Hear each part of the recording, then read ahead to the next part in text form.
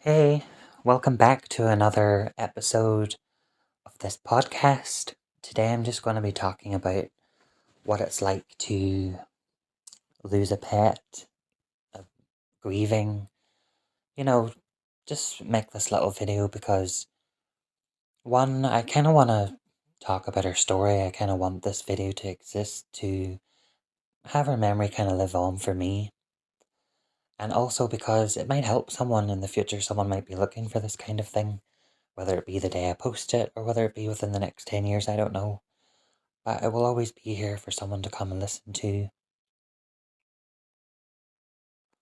Maybe they're confused about the whole situation and maybe they're having guilt and regret and, of course, sadness. And they might just want to know that it's normal to feel that way or that, the guilt they feel, they're just not a horrible person for maybe thinking they weren't the perfect pet owner. If you've recently lost a pet and you're listening to this right now, I just want to say I'm so sorry. And I know how it feels. I've recently lost my cat. Um, it hasn't even been in 3 weeks yet. And it was really hard. And I know there's a lot of feelings. There's, of course, sadness, but then you feel guilt and you start to question what kind of pet owner you were. And you're having all these different feelings. And I guess sometimes you just need someone else to tell you that feeling that way is normal and you just want to maybe connect with someone who's going through a similar thing you are because maybe you think you're overreacting, like you're being too emotional about an animal. And I've actually felt like I was being too over emotional and that people were looking at me as if to be, it was just a cat. But when you're a pet owner, it's a lot more than that. And you do spend a lot of time with these animals and they become part of your family and, in a way, kind of like a friend. They're there for you a lot when other people aren't there. And especially in those lonely moments when you're by yourself. They're there for a lot of things that we go through in our life. And it's okay to feel how we feel. So I'm just going to give a quick backstory of how I originally got my cat. She was called Buttons, and she was with me for 19 years. Then I'll take you a bit through her journey, and then leading up to the part where she had to be put down, and how I felt, and how I felt since, and how I'm coming to terms with it, and things like that. Again, to make her memory live on, but also maybe just to help somebody. Right now, I hope I don't get emotional in this. If I do get emotional, I'll pause it, I'll pull myself together, and then I'll start recording again. So you might hear a shaky voice, and then it'll cut to me being normal. So I don't want to cry on in video on this. So I got Buttons whenever I was 19. I'm now 37. And I'd had pets before that. I'd had, guinea pigs and gerbil and fish and hamsters and I've just always loved animals. My dream was, well, when I was younger, I always wanted to be in the circus. Then when I got a bit older, I wanted to be a vet. Those things didn't happen, but I worked at an animal sanctuary. I just, I've always loved animals. I've always loved being around animals. Whenever I was younger, I was in foster care, and one of our foster parents actually became a bit annoyed because I don't know if they were neighbours' cats or strays, but they would come into our back garden and I would just play with them and pet them so much that they would never leave. So I think eventually when I left to move on to, another place, I think she had all these cats that I had just, you know, given so much love to that they just never left and she had to feed them and but that's a whole different story. I knew I always wanted some kind of pet, like a dog or like a cat. And I had a puppy for a short amount of time, but it just wasn't the right fit for me. So we ended up rehoming it. And I think I just always wanted a cat. I just always wanted a cat. So I remember looking up like a paper, seeing an ad for these cats.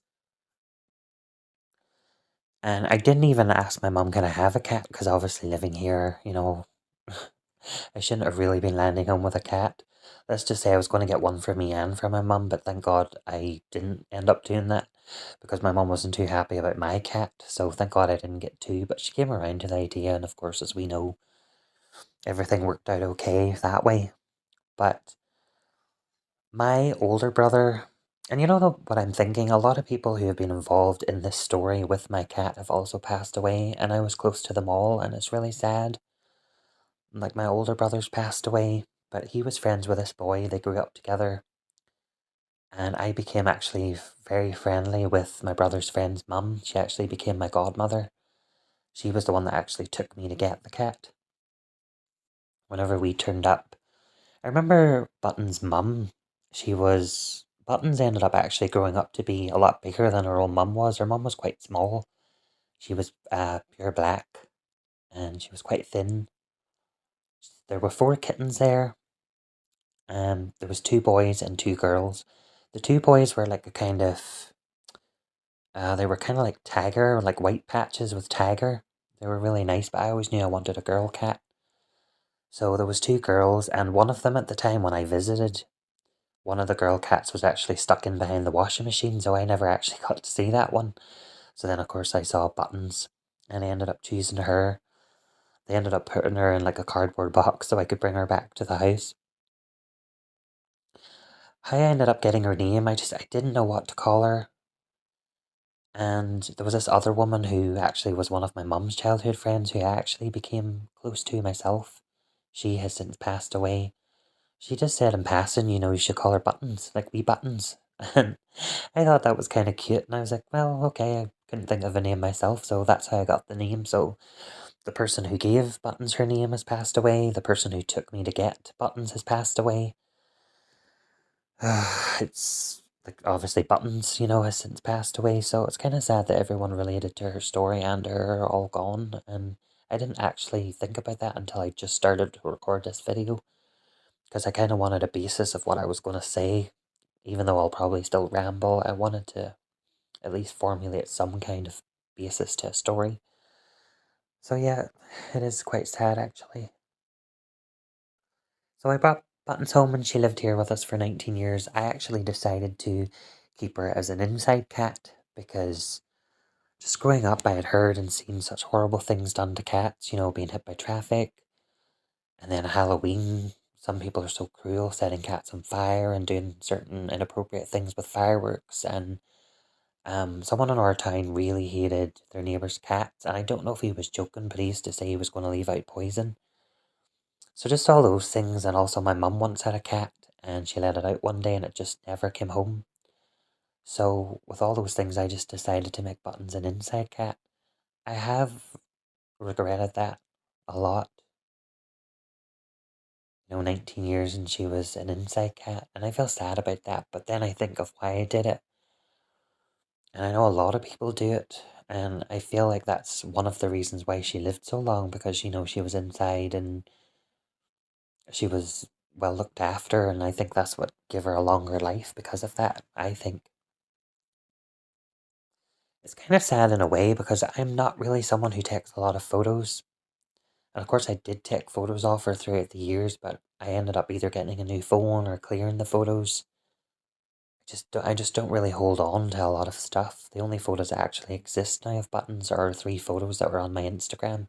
And if it wasn't for that, there probably wouldn't be any. But, at least having a couple of photos is better than none.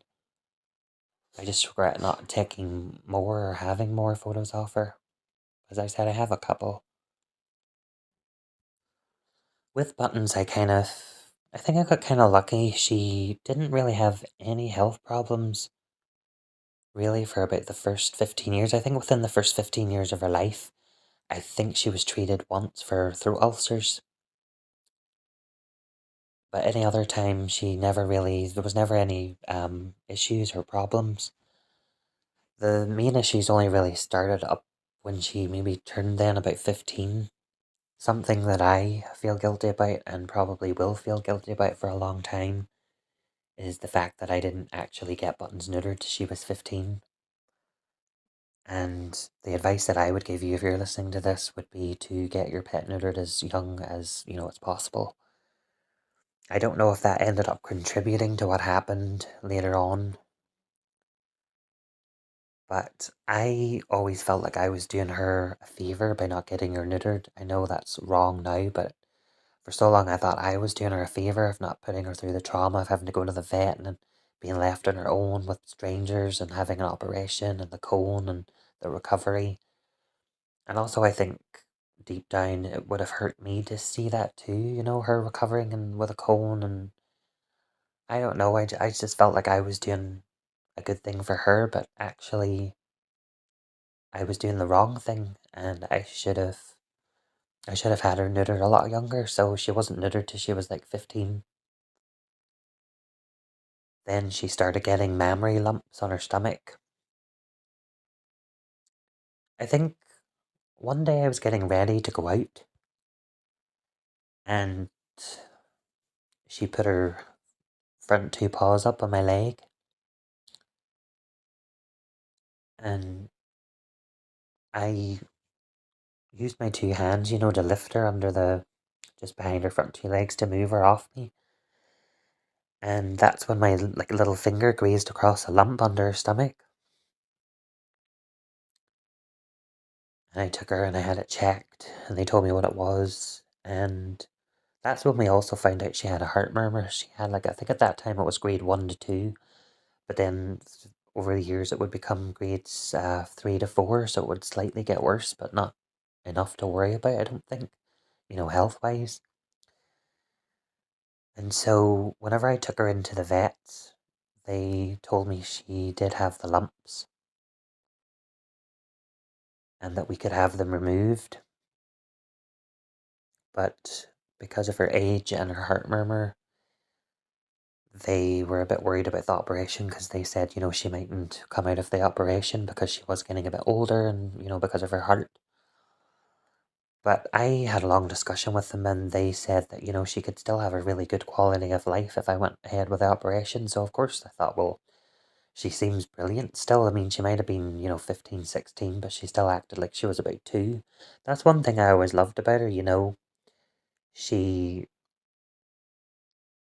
even though she was 15, 16, 17, 18, 19, she still acted like she was a little kitten. She would still run around all crazy and she would still play with toys. And we had this little game that we played together and she was still so full of life. So I brought her in anyway for these lumps and we put her through an operation and she had some of them removed, but they couldn't remove them all because there wouldn't have been enough skin to knit the wound closed if they had removed all of them. They had to leave some. So some time would pass and then I would start finding blood in certain places, just wee drips here and there. So I would take her back to the vet and it turned out the lumps she had were starting to get quite hard. And I guess from grooming or jumping around, one of the tops of one of the lumps had come off, almost like the crust, and it was bleeding. And then, of course, she was looking at it. So then she had to go through another operation to have those lumps, the final lumps, removed. And after she had those lumps removed, I actually thought, oh, thank God that's it. She's been neutered, she has no lumps left. And I thought, the worries would be over after that.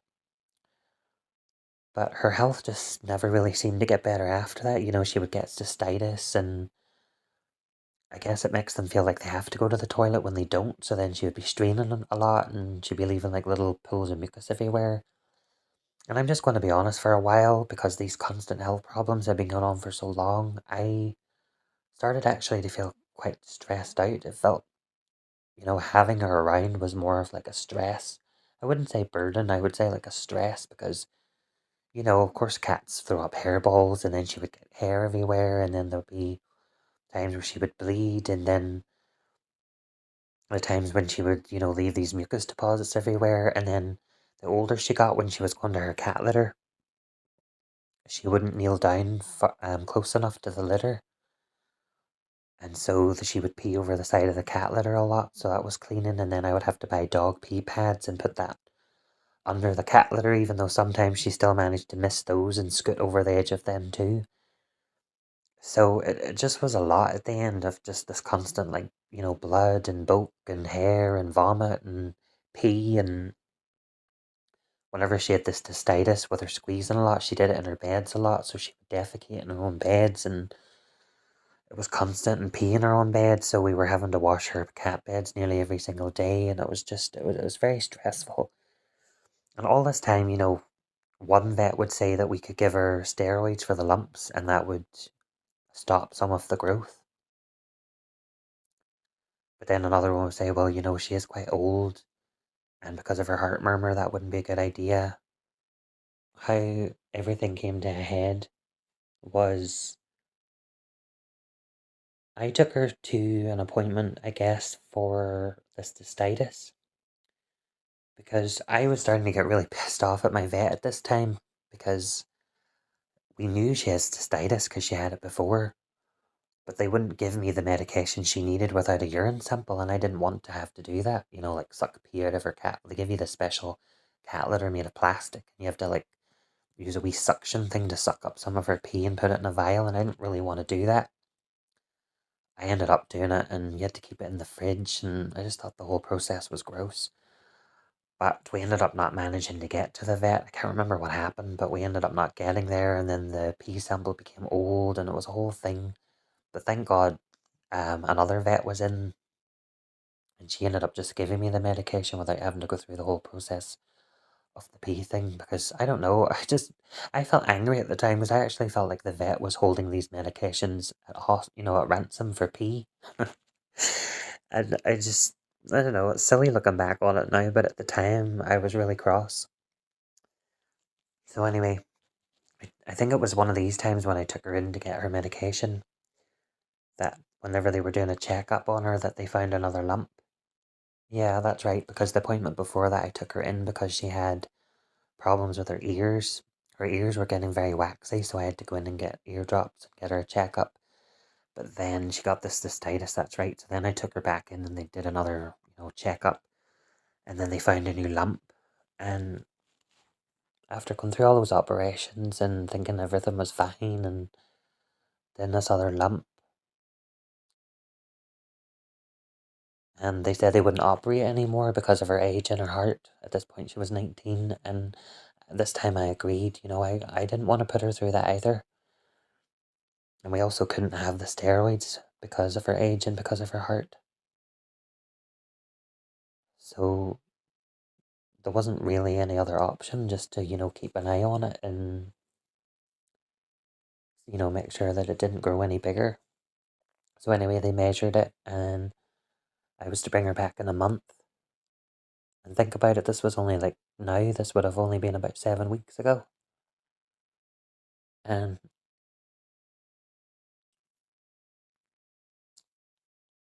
just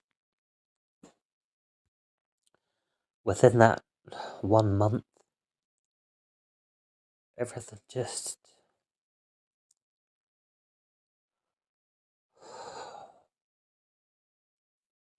everything just changed. She seemed fine, and then I started noticing blood. So I took her back for another appointment, and they said that the lump, I guess it had either the top of it come off again, or maybe from her licking, I don't know, it had opened a bit, but it had formed a scab, so it was fine, and they gave me this cream to put on it, and they told me if it happened again that I could just put her cone on and keep it on her for a week. So I would check around, but I wouldn't see any signs of blood or anything. I would check her bed back and forward. She slept mostly in, like those little igloo type beds, where it's like a little igloo.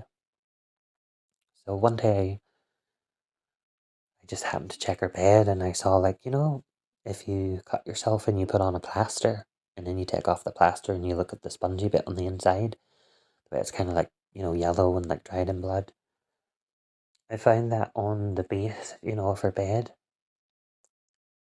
And so I phoned the vet and they told me to put the cone on her, so I did.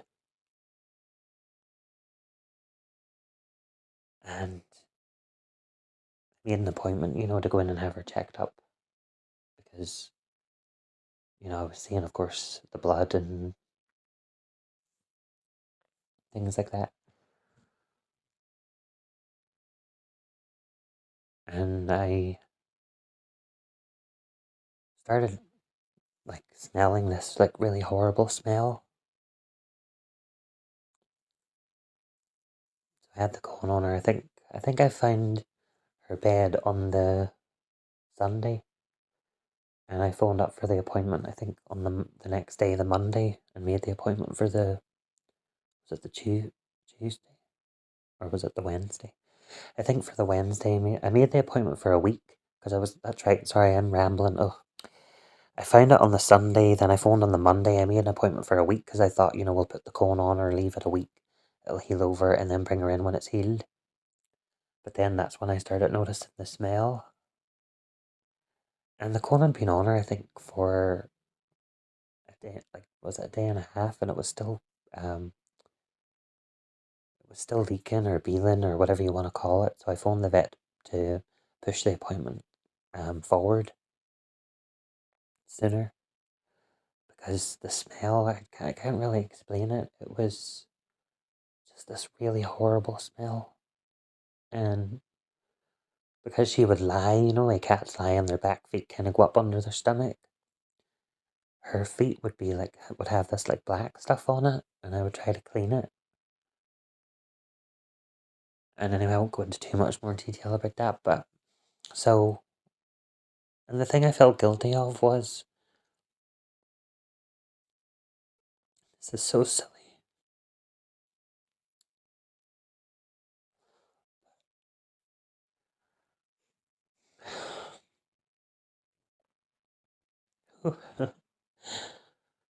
The day of the vet appointment, she was looking at me, and you always know when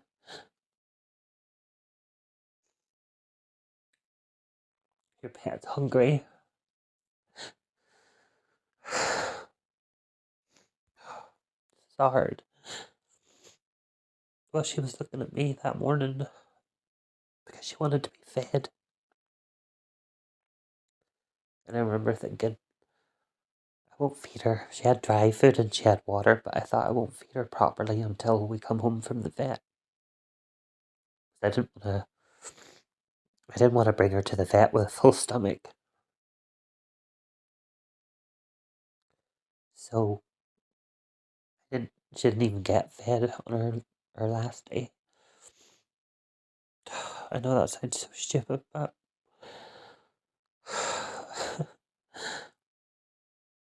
the things you feel guilty for after.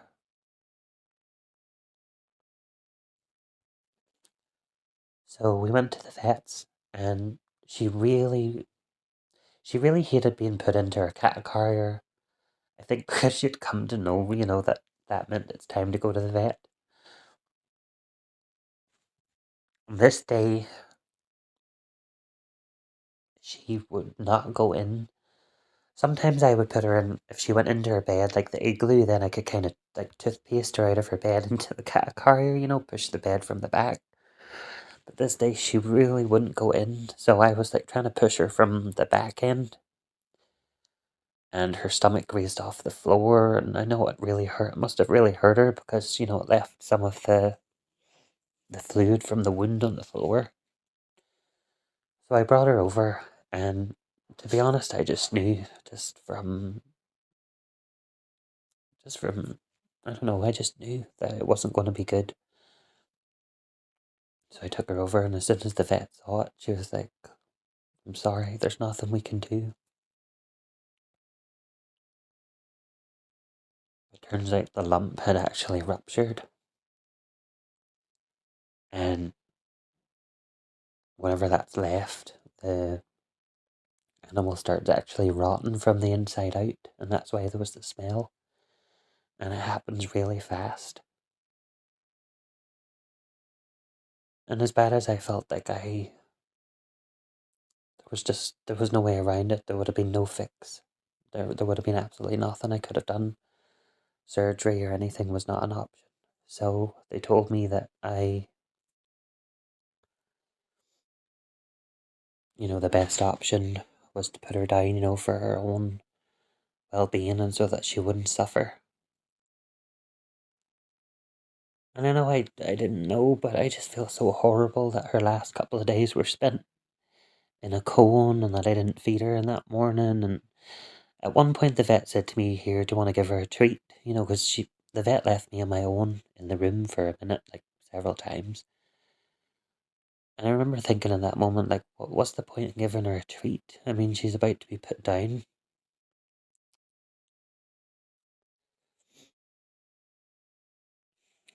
I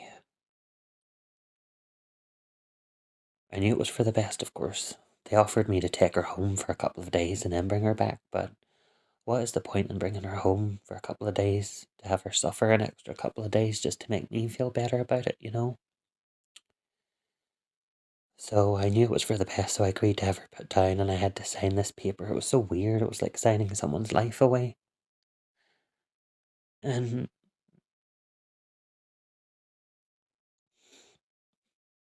just seeing her on that table,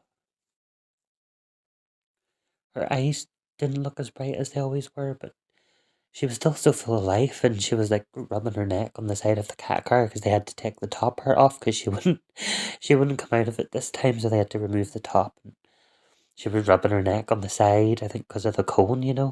And she was purring, and I know she's done it before, but she looked up to me, and she reached a paw over the carrier towards me.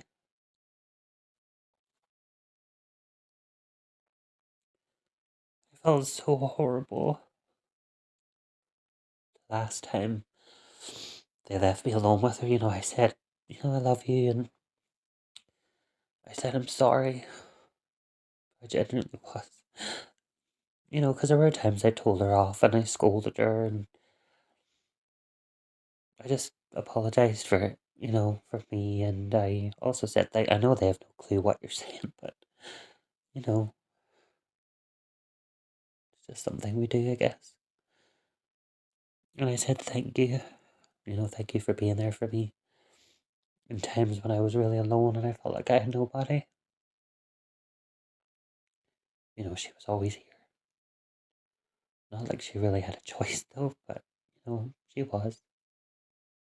It was just so sad looking at her and hearing her purring and reaching out to me. And that's one thing about her, like all of her problems, like all the operations and her problems, she was so brave. And even when she was sick, she never acted sick, not once. She still did everything like she did.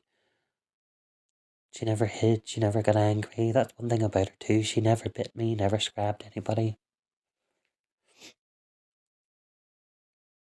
And she was so brave. I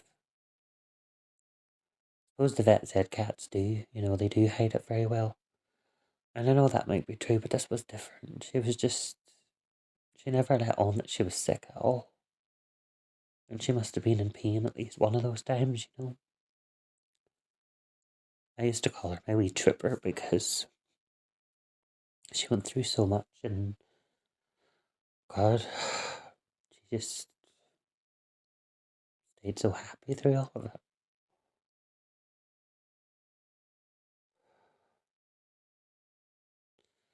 It's kind of weird too, knowing that they're going to be put down, and then the next minute you get the vet bill, which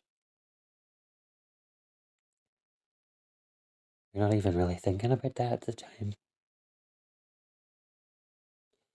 Of course, they told me, that I could stay with her while she was put down, but I didn't want to do that. I just didn't want that memory. I didn't want the memory of her lying there actually dead. And of course, they offer you to have an urn, but I just don't think it's right to, mourn over the ashes of a pet. Like, we still have the ashes of my brother here in the house, so I don't need another urn to mourn over. I know it's different, a pet and a person, a friend or a member of your family, but it still hurts. And they said I could have the body, I think, to bring it home and bury it, but I didn't want to do that either. I just wanted to remember how she was. I just find it really hard to deal with like even people that are sick or that they're dying, and I feel so bad, that